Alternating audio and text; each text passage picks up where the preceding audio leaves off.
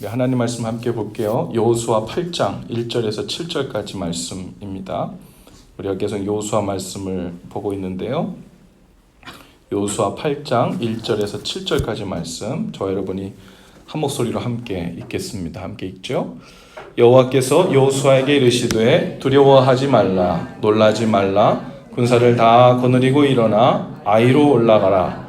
보라, 내가 이 아이 왕과 그의 백성과 그의 성읍과 그의 땅을 다 내 손에 넘겨 주었으니 너는 여리고와 그 왕에게 행한 것 같이 아이와 그 왕에게 행하되 오직 거기서 탈취할 물건과 가축은 스스로 가지라. 너는 아이 성 뒤에 복병을 둘지니라 하시니 이에 여호수아가 일어나서 군사와 함께 아이로 올라가려 하여 용사 3만 명을 뽑아 밤에 보내며 그들에게 명령하여 이르되 너희는 성읍 뒤로 가서 성읍을 향하여 매복하되 그 성읍에서 너무 멀리 하지 말고 다 스스로 준비하라. 나와 나를 따르는 모든 백성은 다 성읍으로 가까이 가리니 그들이 처음과 같이 우리에게로 쳐 올라올 것이라.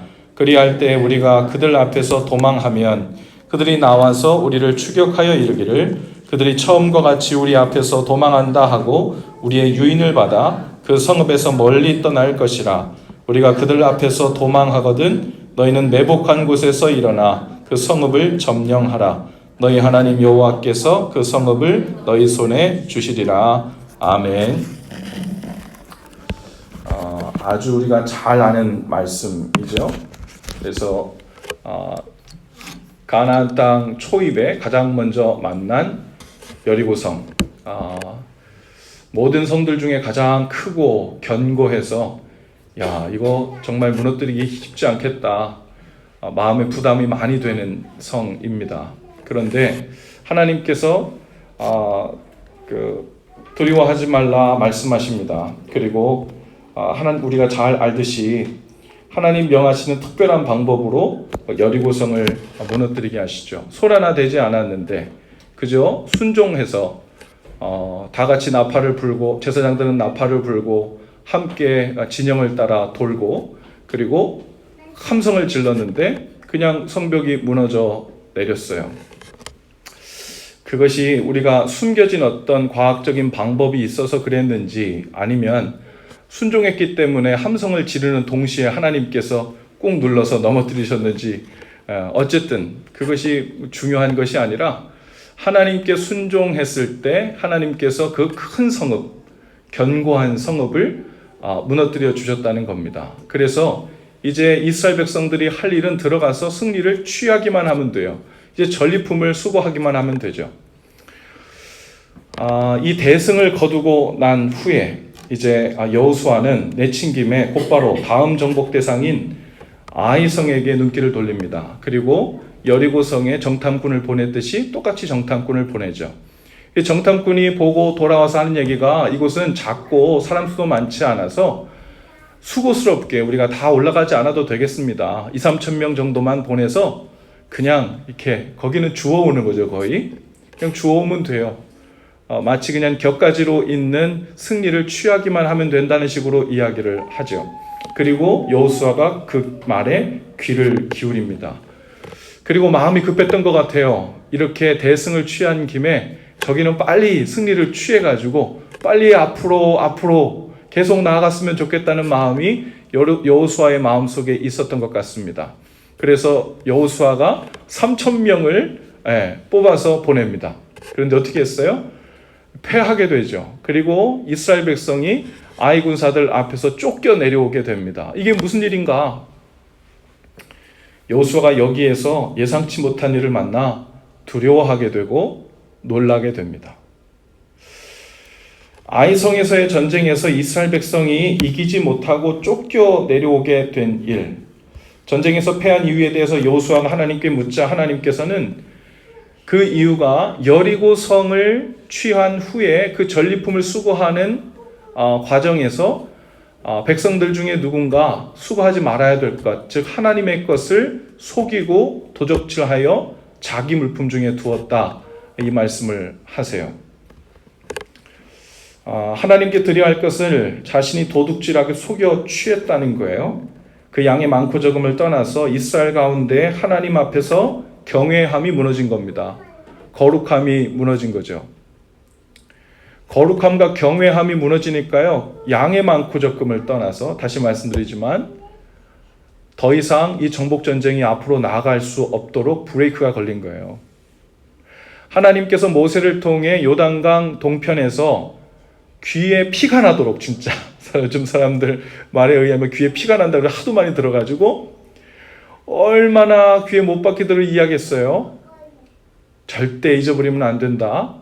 하나님 경외하기를 멈추면 이 가나안 땅이 젖과 꿀이 흐르는 땅이 되지 못한다. 약속의 땅이 취해지지 않는다. 너희가 전쟁 나갈 때에도 항상 준비해야 될 것은 하나님 경외함이다. 그런데 이 하나님 경외함이 이 아간이라는 사람의 손에서 무너져 내린 거예요. 그래서 그 안에 브레이크가 걸리게 된 거죠. 그러면 우리 이런 생각이 들 수 있어요. 아이성으로 출정하기 전에 말씀하셔서 공연히 희생하는 일이 없도록 하시지 왜 그들을 그냥 두셨다가 패배하고 내려왔을 때 그 아간의 죄에 대해서 언급하시고 말씀하셨을까? 이유가 뭡니까? 아무도 하나님께 묻지 않았어요. 심지어 여호수아도 묻지 않았습니다.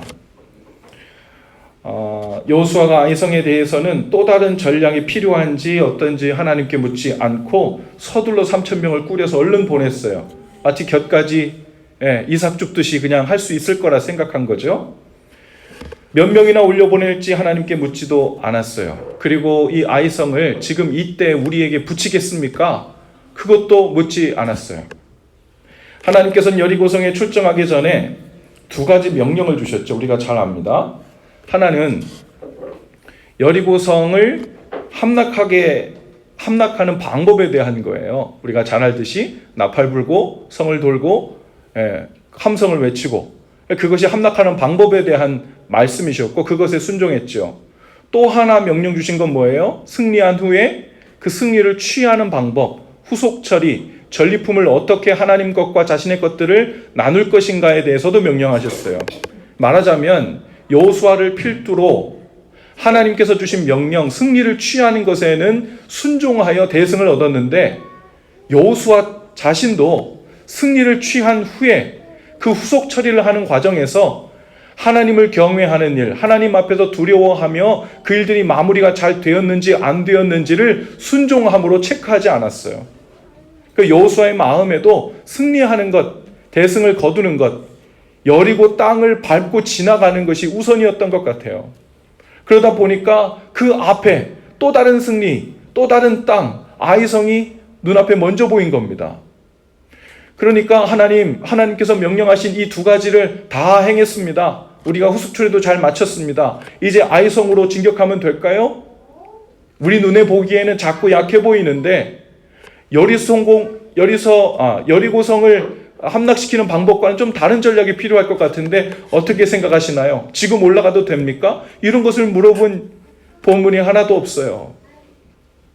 바로 어쩌면 이 문맥상의 내용을 보면요, 후속 처리가 끝나기도 전에, 전리품을 나누는 것이 다 끝나기도 전에 정탐꾼을 아이성에 보내고, 그리고 그들을 돌아왔을 때 온 백성들은 다른 일들을 하고 있으면서 3,000명 뽑아고 너희는 저 승리도 취해가지고 와 하는 이런 식이었던 것 같아요.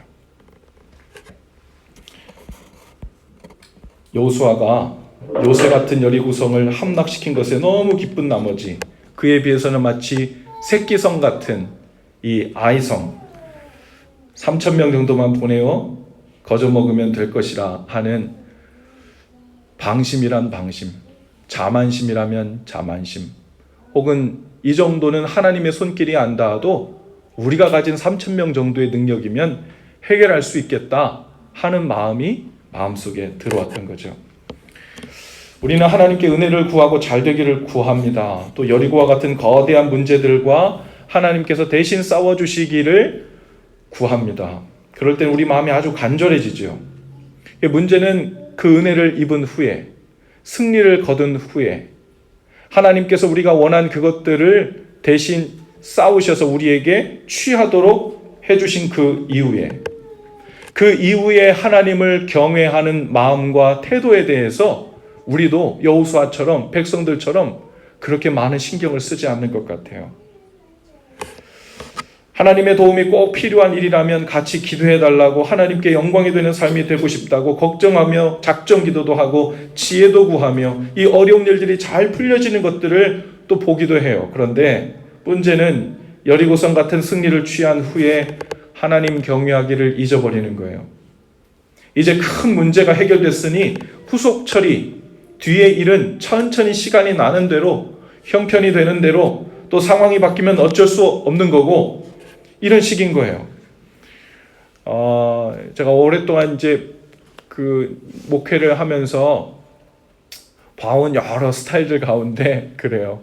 어떤 분들은 처음부터 하나님께 꾸준히 은혜를 구하고 은혜를 얻은 후에도 그 마음을 잘 지키는 사람이 있는가 하면, 어떤 분들은 발등에 불이 떨어진 것처럼 하나님께 안달복달하면서 발을 동동 구르면서 막 그럴 때는요, 얼마나 뜨거운지 막 새벽기도도 매일 나와요. 그런데 은혜를 딱 입고 나면요, 새벽기도 딱 발길이 끊겨. 문제 딱 해결되고 나면 하나님 경외하기를, 그리고 그분 앞에 서기를. 그러니까 이 문제 해결을 위한 것이었지, 하나님을 경외하기 때문에 그 문제를 하나님께 맡긴 게 아니었던 거예요.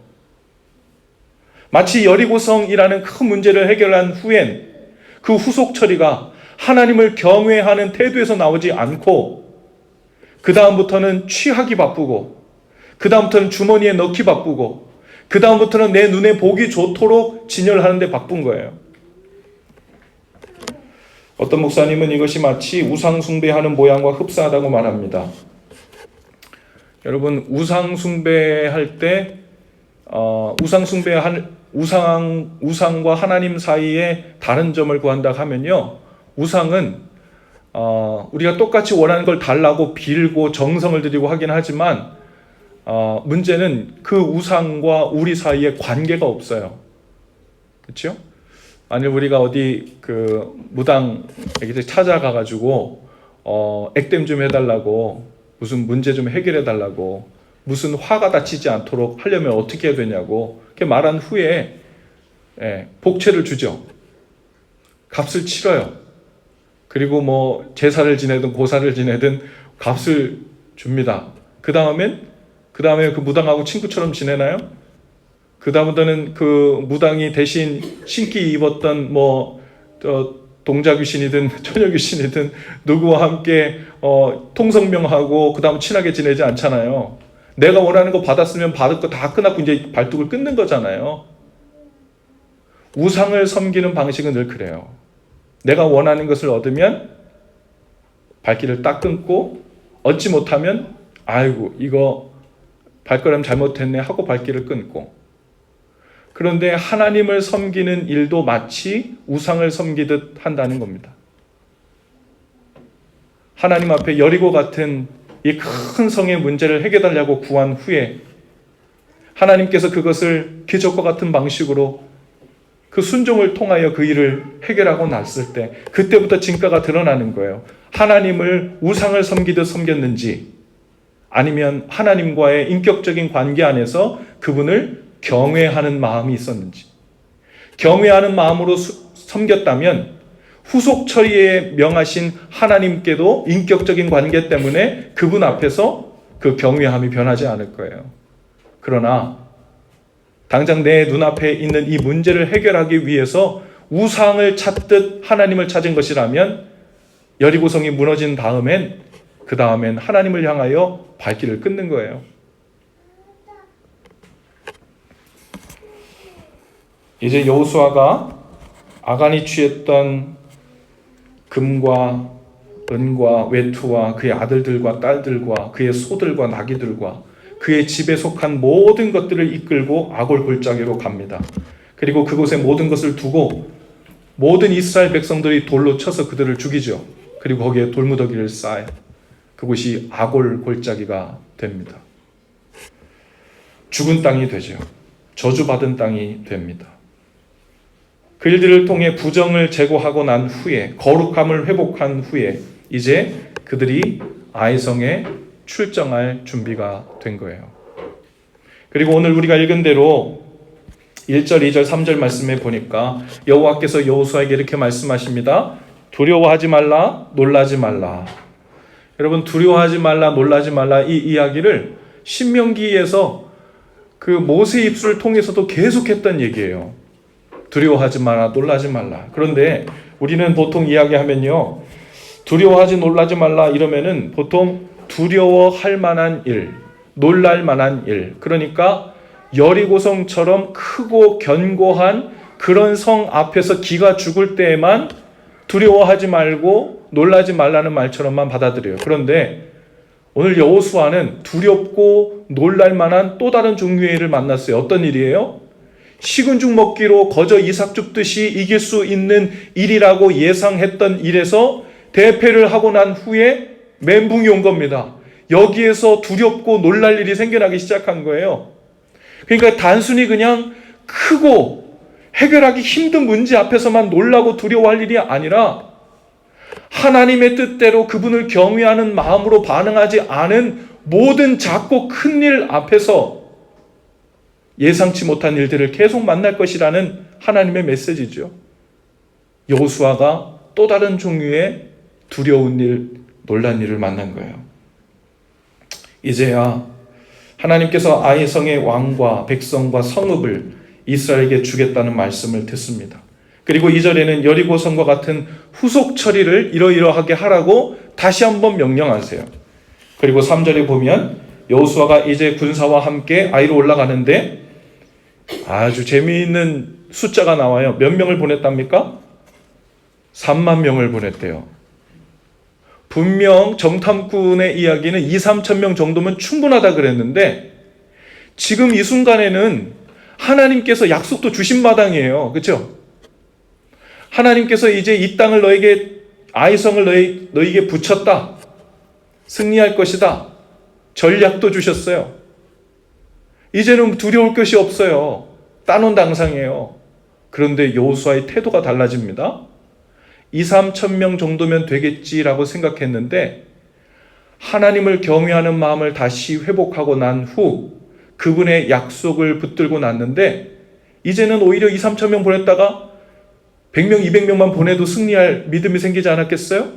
그런데 오히려 10배를, 그것도 그냥 군사가 아니라 여기 본문에는 뭐라고 하나요? 용사 3만 명을 뽑아 보냈다 그랬어요. 정예병을 3만 명을 뽑은 거예요. 두려워서가 아니에요. 하나님 앞에서 신실함과 충성됨을 회복한 거죠.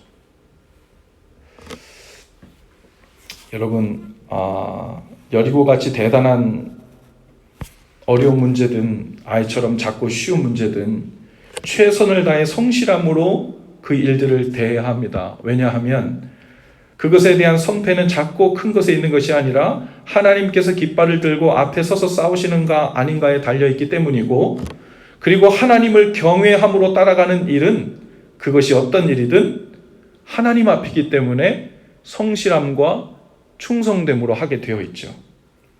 어떤 사람들은요, 믿음은 좋은데 성실함이 없는 사람들이 있어요.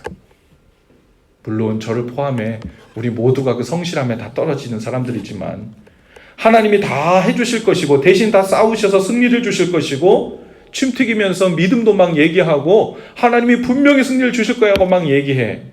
그런데 말은 잘하는데 그 일에 대해 최선을 다해 성실함으로 다가서지 않는 태도들이 있어요. 그건 믿음이 아니에요. 하나님은 작은 일에든 큰 일에든 우리의 최선을 받으시는 줄로 믿습니다. 하나님을 믿는다고 하면서 최선을 다할 마음이 없고 성실할 마음이 없는 것은 믿음이 좋은 것이 아니라 자신의 게으름과 나태함과 일하기 싫은 책임을 믿음이란 명목으로 하나님께 다 떠넘긴 거나 마찬가지죠.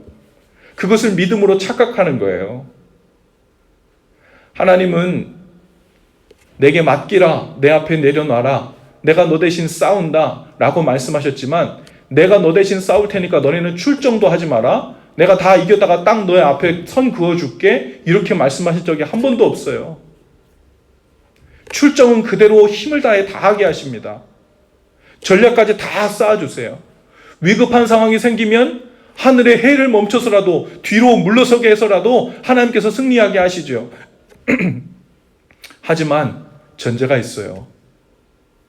하나님 앞에서 성실함과 충성함으로 그 일에 동참하고 힘쓰는 것을 통해 하나님 경외하기를 놓치지 않기를 원하시는 거예요. 주위를 한번 둘러보세요. 믿음이 바르게 좋은 사람은 성실하기도 합니다. 믿음이 제대로 있는 사람은 충성되기도 해요. 왜 그렇겠어요? 믿음이 있는 사람은 하나님을 경외하는 그 인격적인 관계에 하나님 앞에 있기 때문에 그래서 그런 거예요. 그러니 하나님께서 대신 싸운다고 하셔도 그 앞에서 하나님 앞에 하나님을 경외함으로 하나님 제가 어떻게 움직여야 될까요? 항상 레디된 마음으로 그 앞에서 행하는 것이 마음에 탁 준비가 되는 거죠. 그게 하나님을 경외할 때 나오는 성실함과 충성됨입니다. 주님께서 오늘 우리에게 우리들만의 아이성으로 올라가라고 하십니다. 너무도 당연하고 물 흐르듯 되어야 할 일인데 자꾸 어려움을 겪는다면, 혹 우리 안에 반드시 준비되어야 할 출정 전에 다른 건 다 준비가 안 돼도 이것만은 준비되어야 할 그 거룩함이 훼손되진 않았는지, 우리 안에 하나님을 경외하는 마음을 어느 순간 놓친 것은 아닌지, 단순히 아간이 죄를 하나 범해서 야, 하나님께서는 그렇게 작은 죄 하나도 꼬투리 잡아가지고 전체를 다 승리하지 못하게 하실 거면 어떻게 죄 없이 완벽하게 살아? 그러면 어떻게 승리하고 살아? 하나님께서는 우리 안에 죄가 하나도 없어야 된다는 이야기를 하는 것이 아니라 하나님을 경외하는 마음이 있어야 된다는 거예요. 우리 안에 죄가 보이고 또 하나님 앞에 죄송한 게 보여서 성령께서 우리 가운데 생각나게 하시면 그것을 주님 앞에 해결해야 돼요. 아간은요, 하나님 앞에서 그 죄의 문제를 해결할 시간이 있었음에도 불구하고 그 앞에 나오지 않았어요. 우리 안에도 어쩌면 하나님을 경외하는 마음 한쪽 구석에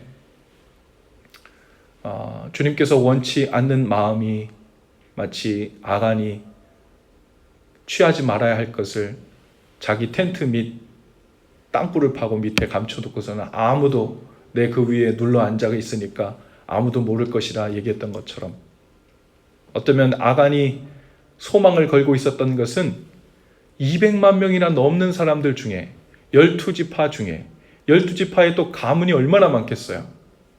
그 많은 사람들 중에 제비를 뽑는다는데 어떻게 그 제비를 수십 번 수백 번을 뽑은 다음에 정확하게 자신이 지목되겠나, 헛된 데 소망을 두고 있었던 거죠. 그게 바로 하나님을 경외하지 않는 마음이었습니다. 제비 뽑기를 한다고 얘기가 나왔을 때 이미 앞에 나와 부복하고 접니다. 제가 하나님을 속일 수 없습니다. 제가 잘못했습니다. 회개하면 하나님 용서해 주시지 왜 용서해 주시지 않으세요? 기어이 하나님께서 제비를 뽑아 설마 하던 조마조마하던 그 마음까지 끝까지 치고 들어가 하나님께서 너 말이야 너, 내 눈 똑바로 봐, 너 말이야 너, 그 일 말이야 그 일, 내가 눈을 감고 사는 줄 알았니? 내가 그 일을 그냥 지나치고 사는 줄 알았니?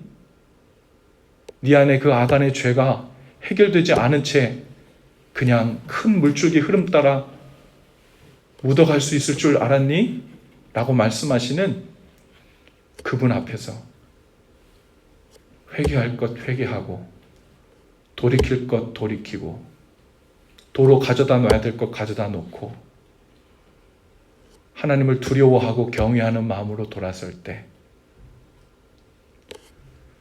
내일 출정을 위해 준비하는 우리의 거룩함이 회복되는 줄로 믿습니다. 오늘 무엇보다 우리 눈의 상황이 어떻게 보이든지 오직 하나님이 취하게 하실 때만 취하는 것임을 믿고 그분 앞에서 특별히 우리에게 말씀하시는 그분의 말씀 앞에서 그분을 경외함으로 나아가시는 저와 여러분들 다 되실 수 있기를 주님의 이름으로 축복합니다. 기도합시다. 주님, 오늘 우리를 부르셔서 말씀 앞에 서게 하시니 감사합니다.